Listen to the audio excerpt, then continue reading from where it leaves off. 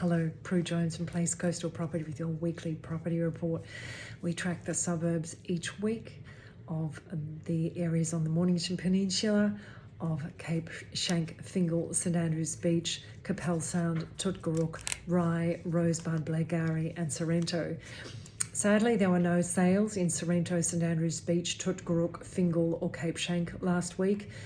But I'm sure there will be next week some results because there are some beautiful properties on the market in that region, and the buyers that I'm talking to are certainly looking in those areas, particularly areas like St Andrews Beach and Fingal. So I'm positive there'll be some sell through there next week. Reliably, the suburbs that always perform well are Rosebud, Tutgaruk. Yes, Tutgaruk is unusual not to have any sales, but there it is.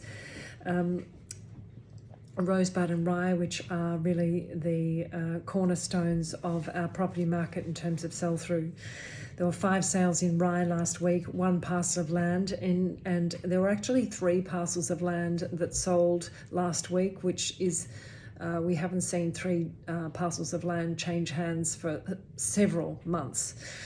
So across 3 of the suburbs. So is that a sign that perhaps there might be some confidence coming back into the market for people to acquire land, or is it just that there's more coming on the market because of the vacant land tax that is being applied to our area in the coming year? So that's another discussion I'm happy to have with you about how that's applied. Rye parcel of land, as I said, 810 square metres. It was at 118 Waroona Street, sold for $420,000. So quite a good price. 128 Avon Road. That home had been on the market with another agent for several months with no outcome, but it did sell. 3-bedroom, 2-bathroom, 3 cars on the corner of Curraminta Road. 1,215 square metres and sold for $1,485,000.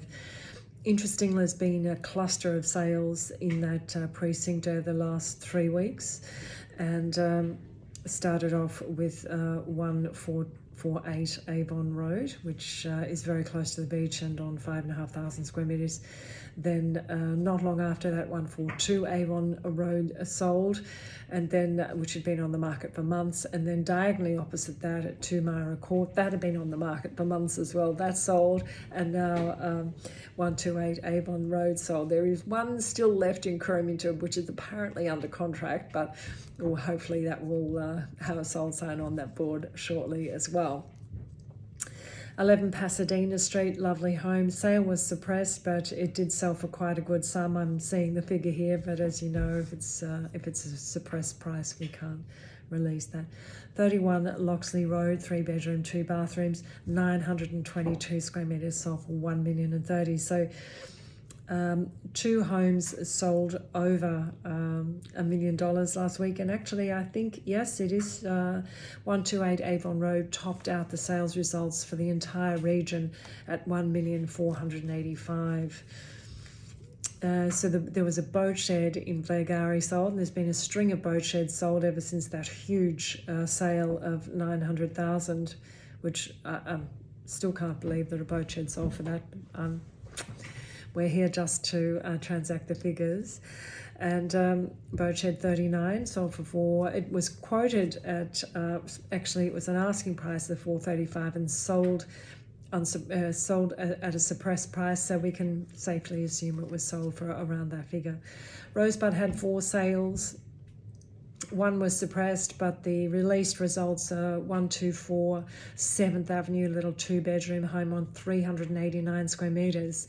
Now, it is interesting when you look at the dollar per square metre of these areas, then it's the land in Rosebud is selling for up to $2,500 a square metre, where it's in Rye it's nowhere near that, but that's because the blocks are smaller, and the smaller the parcel of land, generally speaking, the higher per dollar per square metre it is, the more expensive per square metre it is. But so a 2-bedroom, 1 bathroom, 1 car, 389 square metres, sold for $687.5. So do the math on that one.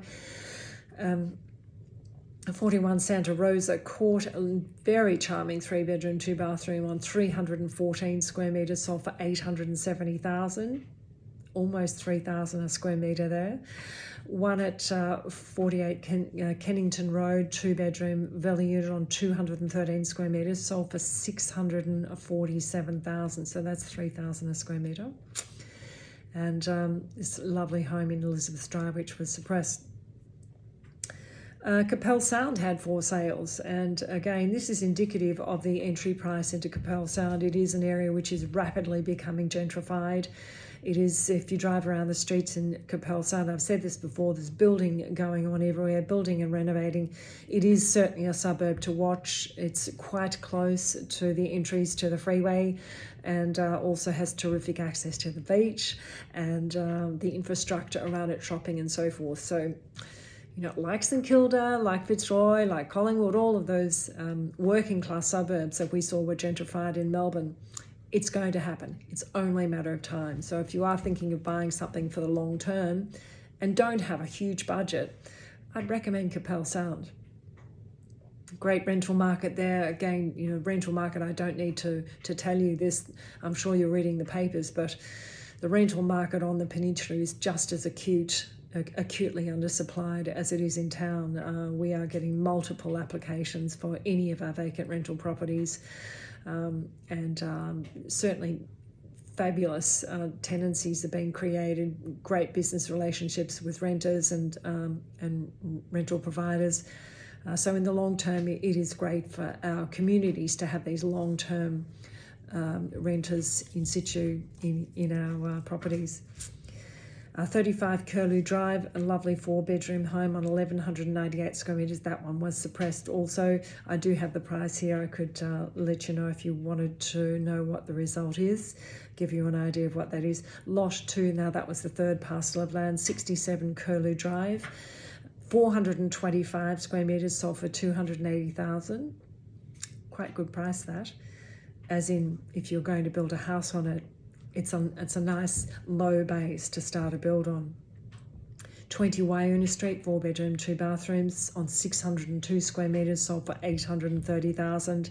And 10 Mawara Street, a 3-bedroom, 2-bathroom, no garage. Oh yes, it did have a double garage. Quite a modest looking home, but inside very nicely renovated on 862 square metres, so a lovely block of land, sold for $720,000. It's been quite a few auctions now starting to come through as we are seeing time on market extending a little bit at the end of the season. People are wanting to close out their campaigns. They're not all selling.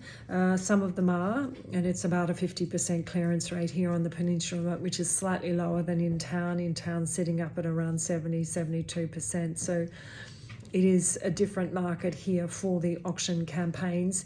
But it is certainly something to consider if there are a number of homes on the market or around you when you're coming to market. It is certainly worthwhile considering and entertaining what an auction actually may be like and how it may improve your chances to sell your home.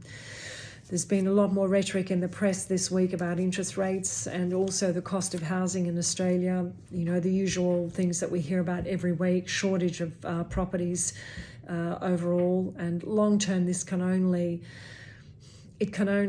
support further rises in the cost of property in Australia, which is already running 3rd in the world for the cost of property to the public. So, you know, it's a topic that is very highly discussed through our communities at the moment, and our younger generations wanting to get into the market.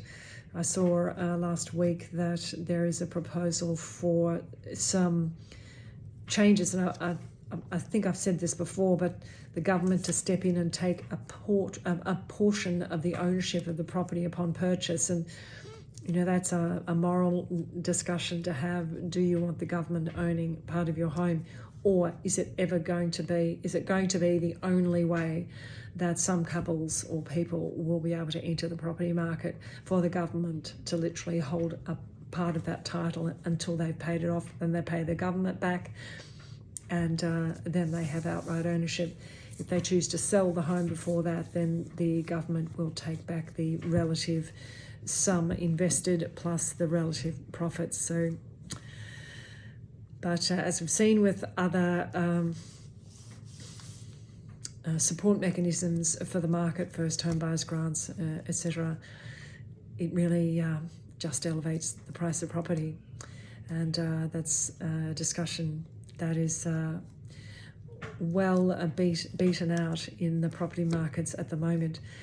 Have a great week, everyone. If you would like to discuss anything about the campaigns we're running, we've had some great results in the past week, and certainly fabulous numbers through Open Homes. Good level inquiry from qualified buyers genuinely looking to buy property, and we know that we are just in a cycle at the moment. And if you are on the market and wondering why you haven't sold, remember, it won't last forever. The market will turn, and when it does, you want to be on the market. Have a great week, and I will speak to you and see you all next week. Thank you.